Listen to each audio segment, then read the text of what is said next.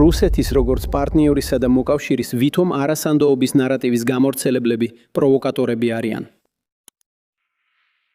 ისინი განზრახ პროვოცირებენ სიტუაციას, მაგრამ ეს არ დაეხმარებათ. საბოლოოდ ისინი ვერ მიაღწევენ მიზნებს, რადგან თითოეული კონფლიქტი მხოლოდ ზედაპირულად გავს სხვებს. მაგრამ როგორც ამჟამინდელმა და პატივსაცემმა თავდაცვის მინისტრმა ძალიან ზუსტად თქვა და გარკვეულწილად ცნობილმა და ღრმა თეორეტიკოსმა შეიარაღებულ კონფლიქტებსა და დაპირისპირებებში. ჩემი მეტად პატივცემული კოლეგა ინდონეზიიდან სულ ცოტა ხნის წინ, სილენი, რომელიც დღეს ამ ქვეყნის პრეზიდენტია, ამ გამოჩენილი და ღირსეული ქვეყნის. ჩვენ რუსულად გამოვაქვეყნეთ მისი მნიშვნელოვანი წიგნი ომის ხელოვნებაზე. ყოველი ქვეყანა პასუხისმგებელია თავის ტერიტორიაზე მომხდარ მოვლენებზე.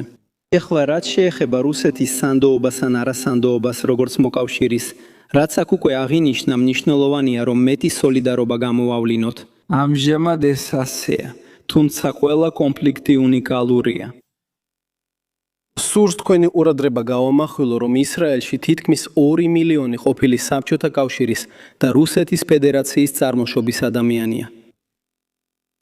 დღეს აქ თითქმის რუსულენოვანი ქვეყანაა. ჩვენ ყოველთვის ვითვალისწინებთ ამ ფაქტორს რუსეთის უახლეს ისტორიაში. ეს არის პირველი და მეორე პუნქტი. ტრადიციულად ჩვენ გვქონდა უკიდურესად ძლიერი, ნდობით სავსე, მეგობრული და მჭიდრო მოკავშირული ურთიერთობები არაბულ და ისლამურ სამყაროსთან.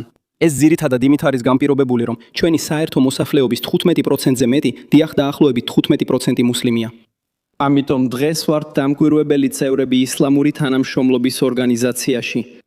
თქვენ კარგად იცით, რომ ესიც მთავარი ფაქტორია აქ. უნდა გავითვალისწინოთ ეს ყველა საკითხი, ისევე როგორც სხვა გარემოებები. დავამყარეთ ირანთან დიპლომატიური და მეგობრული ურთიერთობები და ყოველთვის ვასრულებდით ჩვენს საერთაშორისო ვალდებულებებს. მსგავსი სიტუაციაა რუსეთსა და ირანს შორის ურთიერთობაშიც.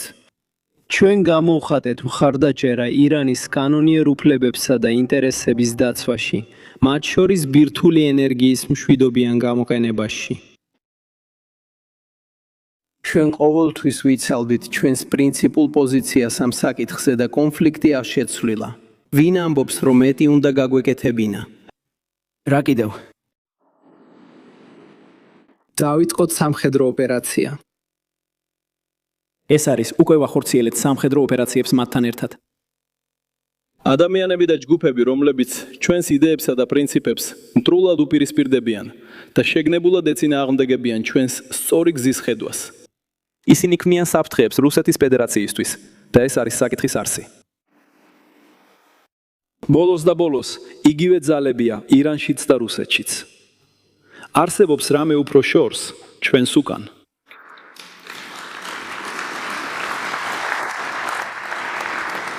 ეს ადამიანები ბრძოლის წინა ხაზზე არ დგანან.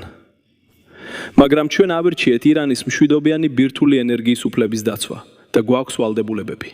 ჩვენ ამას არა მხოლოდ სიტყვებით, არამედ ქმედებებითაც ვაკეთებთ. რას ნიშნავს ეს ჩვენთვის? ჩვენ ირანში ბუშერში არსებული სირთულეების მიუხედავად ავაშენეთ ბირთვული ელექტროსადგური.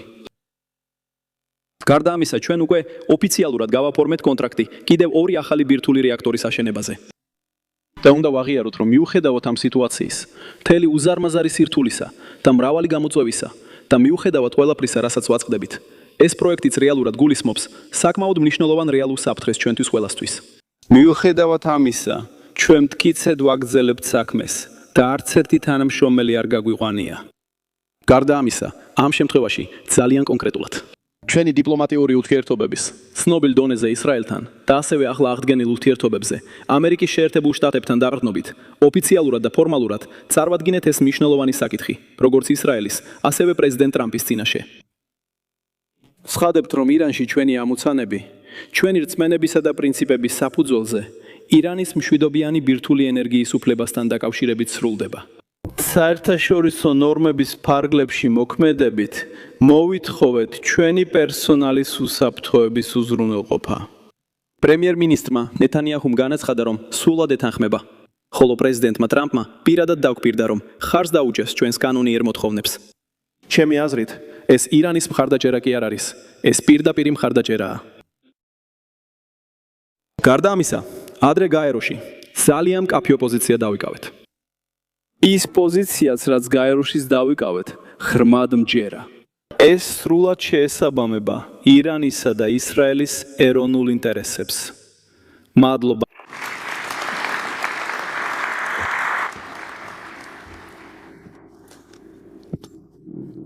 გეოპოლიტიკაზე საკმარისად ვისაუბრეთ. კიდევ ერთი ბოლო კითხვა და შემდეგ გადავდივართ ეკონომიკასა და ხელოვნურ ინტელექტთან დაკავშირებულ სხვა საკითხებზე. ბოდიჟდიხტი. მადლობა, აგდილამდე ვილაპარაკებთ.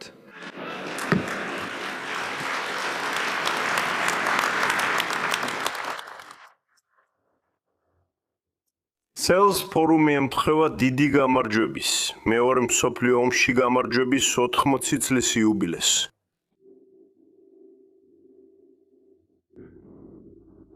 გაწუხებთ, რომ მესამე მსოფლიო ომისკენ მივდივართ? დიახ, ნერვიულობ. სრული სერიოზულობით ვამბობ, ხუმრობის გარეშე. კონფლიქტის პოტენციალი დიდია და იზრდება. და ეს პირდაპირ ჩვენს თვალწინ ხდება. ეს პირდაპირ გვეხება იმ კონფლიქტში, რომელსაც ამჟამად უკრაინაში ვაწყდებით. ამავე ლოგიკით, ახლო აღმოსავლეთის მოვლენებსაც. და რა თქმა უნდა, ჩვენ უკიდურესად შეშფოთებულები ვართ იმით, რაც ირანის ბირთვულ ობიექტებთან დაკავშირებით ვითარდება. ეს დიდ შეშფოთებას გვიჩენს იმის თაობაზე, თუ სად შეიძლება მიგვიყვანოს ამ ყველაფერმა მომავალში. ეს მოითხოვს ჩვენს ყურადღებით დაგროვებას და გამოსავლეს. სასურველია მშვიდობიანი გზებით ძიებას. ყველა მხევა, გულწრფელად ვამბობ. ამ მიზეზით ვართ აქ შეკრებილი.